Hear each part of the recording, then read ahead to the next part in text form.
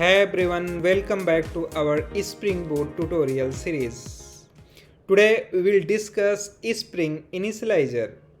If you are a beginner looking to learn Spring Boot or a seasoned developer looking to brush up your knowledge, then stick around. At the end of this video, you have a clear picture what is Spring Initializr and what is best practices to create Spring Boot project using Spring Initializr. So let's get started. First thing first, what is Spring Initializr and why it is important to create Spring Boot projects? Spring Initializr is web-based tool by which we can create Spring Boot project with few clicks only. Without Spring Initializr, when we are developing enterprise level application, then in that case we have to manually manage the dependencies, and there might be several issues for the managing dependencies with different versions. There might be chance to conflict the versions, and that create the problem in your application. To resolve such problem of dependency conflict and managing several dependencies, Spring Initializr is the best approach to create your project using Spring Initializr without worrying the dependencies. Now let's explore the options of Spring Initializr like build tools, languages, Spring Boot versions, project metadata, and dependencies. First option, that is build tool. Here there is a two most popular build tool, that is Gradle and Maven. You can choose either of one. Languages, there is a most stable and popular options, that is Java and Kotlin. So this is most popular for the Spring Boot project, so you can choose either one of these options like Java and Kotlin. Number 3, that is Spring Boot version. So you have to choose 3.5.3, that is currently stable.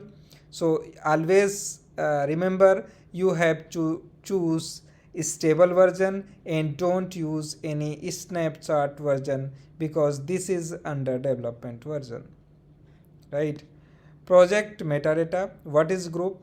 Group is nothing but it represent your major group, that's represent your company name, right? And artifact is sub modules of your group. Let's suppose it's present your company name, then it represent any particular service of your company. Name is project of your name, project of your description. Here package name, this is package name of your project like com.example.demo. Packaging option, there is a two packaging option, number 1 jar and number 2 var, right? If you are creating your stand alone microservices or stand alone project, then you have to choose jar. But if you are creating full stack Java based application where there is a backend, that is there is a backend, there is a databases, there is a front end like GSPs, so in that case you can use var, right? This is the versions of Java. You can choose either of these three options like Java version 24, Java 21, Java 17. Now finally let's see dependency, which is most important in the Spring Initializr. Let's suppose if you are creating RESTful web services, then you have to search Spring Web. It will provide RESTful web services, Spring MVC, an embedded Tomcat server. And if you want to use database in your application, then you have to search Spring Data JPA, right? It will provide us the SQL storage, Java persistent APIs, and Spring Data. Create a demo project, right? Now I am selecting Maven in my case and selecting programming language as a Java. I am selecting Spring Boot version 3.5.3 and package I am creating com.ak coding and artifact I am writing here coding, right? And project description I am writing here coding project for Spring Boot. And for package I am creating com.ak coding, right? And for the packaging I am selecting jar, and Java version I am selecting Java 17. For the dependencies I am selecting web, Spring Web, right? And now you can click here for generate. It is generated and finally it is downloaded, and now you can unzip your project and now open your IntelliJ IDE.